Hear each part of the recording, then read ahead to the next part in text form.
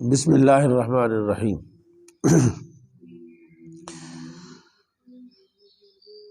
الحیاء من الایمان، حیا ایمان میں سے ہے۔ ہر وہ شخص جس کو اللہ تعالیٰ نے ایمان کی دولت عطا فرمائی ہے اور ایمان کی برکت عطا فرمائی ہے اور ایمان کا فیض نصیب فرمایا ہے اور ایمان کی حقیقت عطا فرمائی ہے، وہ حیا دار ہوگا، با حیا ہوگا، بے حیا نہیں ہوگا۔ اور بے حیا بندے کو ایمان کے فوائد میسر نہیں ہوتے۔ کہتے ہیں شدت الحیاء من رؤیت الخلق فضلا عن شدت حیائہم من ربہم سبحانہ وتعالی۔ لوگوں کے سامنے حیا کرنا اور حیا کی شدت کہ بھی لوگ کیا کہیں گے، اس سے زیادہ اشد ہے کہ بندہ اللہ سے حیا کرے۔ یعنی اللہ سے حیا کرنا لوگوں کے حیا کرنے سے زیادہ اہم ہے، کیونکہ لوگوں کا حیا تو ہے، اللہ کا حیا نہیں ہے، اور وہ خوش نصیب ہے جسے اللہ کا حیا ہے۔ حدیث پاک میں آتا ہے الحیاء من الایمان، حیا ایمان میں سے ہے، اور کہتے ہیں وَلِكُلِّ دِینٍ خُلُقٌ، ہر دین کا ایک خلق ہے، ہر دین کا ایک حسن ہے۔ وَخُلُقُ الْإِسْلَامِ الْحَيَاءُ، اور اسلام کا خلق جو ہے وہ حیا ہے۔ وَكَانَ بِشْرُ الْحَافِي رحمہ اللہ تعالی یقول لِكُلِّ شَيْءٍ زِینَةٌ وَزِینَةُ الْحَیَاءِ تَرْکُ الذُّنُوبِ۔ حیا کس کو کہتے ہیں؟ حیا کی تعریف کیا ہے؟ حیا کا معنی کیا ہے؟ کہتے ہیں حیا کا اصل معنی یہ ہے کہ بندہ گناہ چھوڑ دے، بندہ گناہ چھوڑ دے۔ حضرت بشر حافی فرماتے ہیں لِكُلِّ شَيْءٍ زِینَةٌ، ہر شے کی زینت ہے، اور زینت الحیاء ترک الذنوب، حیا کی زینت کیا ہے کہ گناہوں کو، ایک بندہ گناہ بھی کرتا کہتا میں تو بڑا با حیا ہوں، تو وہ با حیا نہیں ہے، وہ بے حیا ہے۔ اور کہتے ہیں وَلِكُلِّ شَيْءٍ ثَمَرَةٌ، ثمرۃ الحیاء اکتساب الخیر، ہر شے کا ایک پھل ہوتا ہے، اس کا ایک رزلٹ ہوتا ہے، اس کا ایک نتیجہ ہوتا ہے، اور حیا کا نتیجہ خیر کو اختیار کرنا، نیکی کو اختیار کرنا، نیکی کرنا، اس کے بعد نیکی کر رہا ہے، گناہ سے بچ رہا ہے، ذرا با حیا آدمی، بے حیا نہیں ہے۔ بے حیا ہے نہ اللہ کی حیا، نہ رسول اللہ کی حیا، نہ دین کی حیا۔ وکان مالک بن دینار رحمہ اللہ تعالی یقول، حضرت مالک بن دینار کہتے ہیں ما عاقب اللہ تعالی قلبا باشد من ان یسلب منہ الحیا، کہتے ہیں اللہ تعالیٰ کسی شخص کو سزا دے اس سے زیادہ سخت سزا نہیں ہے کہ اللہ تعالیٰ اس کے دل سے حیا کو سلب کر لے، وہ بے حیا ہو جائے، اس سے بڑی سزا اللہ کی طرف سے کائنات میں کوئی نہیں ہے۔ یعنی حیا، بے حیا ہوگا تو گناہ کرے گا، بے حیا ہوگا تو نیکی نہیں کرے گا، بے حیا ہوگا تو وہ خیر کا کو اختیار نہیں فرمائے گا۔ تو اللہ تعالیٰ جب کسی بندے کو سزا دیتا ہے تو اس کے دل کو بے حیا کر دیتا ہے، اس کے دل سے حیا کو سلب کر لیتا ہے۔ حضرت یوسف بن اسبات رحمہ اللہ فرماتے ہیں لقد ادرک الناس وهم یستحیون من اللہ تعالی ان یسألوہ رداہ والجنۃ۔ اوئے ہوئے ہوئے، یہ اس کا مطلب ہے، یہ بہت بڑی بات ہے۔ کہتے ہیں ہم نے ایسے بندے پائے ہیں، ہم نے ایسے بندے دیکھے جو، یعنی یہ بہت بڑے بندے ہیں، چھوٹے بندے نہیں ہیں۔ کون سے بندے؟ کہ جنہیں حیا آتی تھی کہ اللہ تعالیٰ سے اس کی رضا طلب کریں کہ یا اللہ تم مجھ سے راضی ہو جائے، یہ کہتے ہوئے انہیں حیا آتی تھی، اور یہ کہتے ہوئے بھی حیا آتی تھی کہ یا اللہ مجھے جنت عطا فرما، اس سے حیا کرتے تھے۔ ہاں، پھر مانگتے کیا تھے اللہ سے؟ کہتے ہیں انما یسألونہ العفو والصفح، اللہ سے وہ درگزر مانگتے تھے، معافی مانگتے تھے، عافیت مانگتے تھے اور درگزر مانگتے تھے، یا اللہ معاف کر دے، یا اللہ ہم سے درگزر فرما۔ جی، یعنی عبادت، جنت وہ طلب کرے گا جو جنت، جو اس لائق ہوگا کہ اس نے اتنی نیکیاں کی ہوگی کہ وہ جنت کے اہل سمجھتا ہوں کہ میں تو نماز پڑھتا ہوں، میں تو سچ بولتا ہوں، میں تو حلال کھاتا ہوں، میں تو یہ مجھے جنت چاہیے، میں اب جنت کے حقدار بن گیا ہوں۔ کہتے ہیں اس بات سے کہ انہیں حیا آتا تھا کہ جو ہم کر رہے ہیں پتہ نہیں اللہ کے ہاں اس معیار کا ہے کہ وہ اسے قبول کر لیا جائے، اور اس لیے اسلام نے یہ ہمیں حکم دیا ہے، یہ نعمت عطا فرمائی ہے کہ ہم جماعت کے ساتھ نماز پڑھیں۔ اکیلا نماز پڑھے گا پتہ نہیں کس درجے کی نماز ہے، جب جماعت میں آ جاتا ہے تو کئی نیک، کئی بد، کئی اچھے، کئی برے ہیں، کسی ایک کی وجہ سے باقی سب کی بیڑا پار ہو جائے، بگڑی بڑھ جاتی ہے۔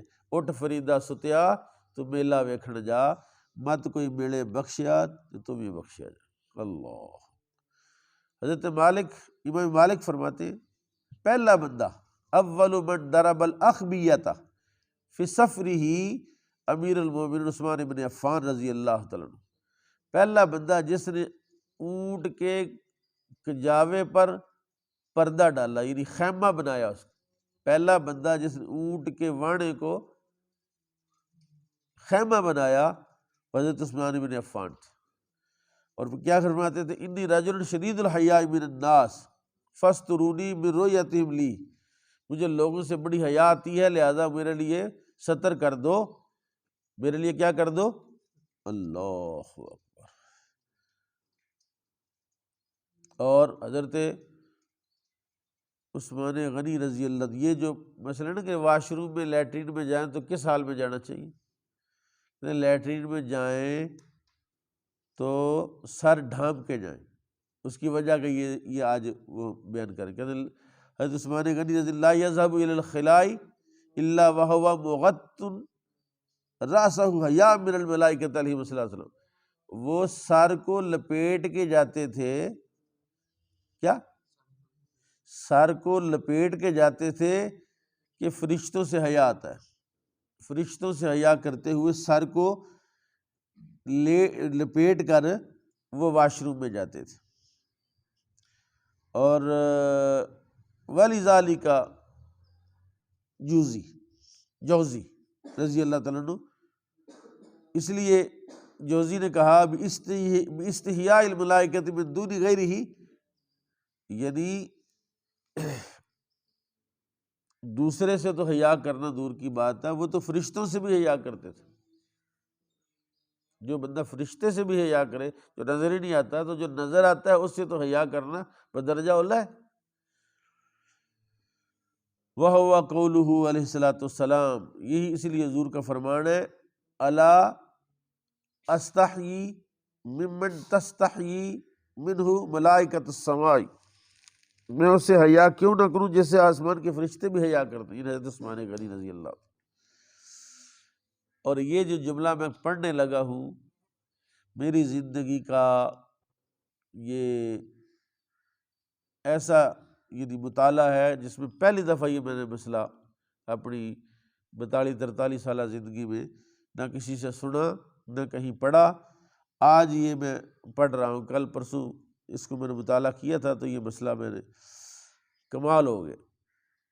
اللہ اکبر۔ حضرت ابراہیم بن ادھم فرماتے ہیں کہ ہمیں یہ بات پہنچی ہے، ہمیں یہ کسی نے بتایا ہے کہ حضرت عثمان غنی رضی اللہ عنہ یفرش للملائکۃ علیہم السلام رداءہ علی باب الخلاء، آپ لیٹرین میں یا واش روم میں جانے سے پہلے اس کے باہر اپنی چادر بچھا دیتے تھے، یعنی لیٹرین میں گئے اس سے پہلے اپنی چادر بچھائی، اور چادر بچھا کر کیا کرتے تھے، یقول اجلسا ہا ہنا، یعنی وہ جو دو فرشتے ہیں کرامن کاتبین، ان دو فرشتوں سے کہتے تم یہاں بیٹھو، اجلسا ہا ہنا، تم یہاں بیٹھو، حتی اخرج علیکما، یہاں تک کہ میں باہر آ جاؤں تمہارے پاس۔ یعنی اتنی حیا فرماتے تھے کہ واش روم میں بھی وہ کرامن کاتبین کو لے کر جانا بھی پسند نہیں کرتے تھے، اور وہ جو نظر ہی نہیں آتے ان کے لیے چادر بچھانا، اور ان سے کہنا کہ آپ ادھر بیٹھو تو میں اندر سے فارغ ہو کے آتا ہوں۔ اب ایک تو یہ ہے، اور اب اس کی انتہا، اس کی مفہوم مخالف کیا ہے اتنی قوم بے حیا ہو گئی ہے کہ لیٹرین کے اندر بیٹھ کر بھی موبائل چلاتے. ہم نے پڑھا ہوا ہے کہ واش روم جو ہے وہ گندگی کا مرکز ہے اور وہاں جنات ہوتے ہیں. خبیث جنات کہاں ہوتے ہیں؟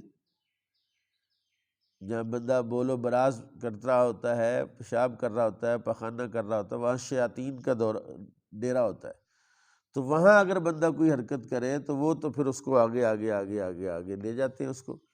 جی تو حضرت عثمان غنی رضی اللہ تعالیٰ عنہ